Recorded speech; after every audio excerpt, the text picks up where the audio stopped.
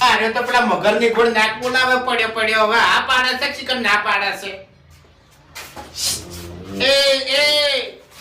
લે 4 વાગવા આયા ભૂપતજી 4 વાગવા આયા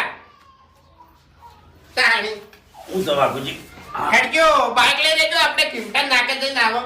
ચમ તારે કિમટાન નાકે ચમ જાવ છે એટલે મારે છે ને ઇનામમાં રહોડા શેટ લાગ્યો છે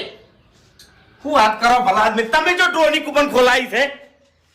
ઈ તો હવે કૂપન તો જેમ લીધી એમ બરોબર લીધી છે ગળાની છોકન ભાઈ એટલે ઇનામ વધના પડ્યા છે અને તમને ડાયરી કાઢતો હશે કૂપન વગર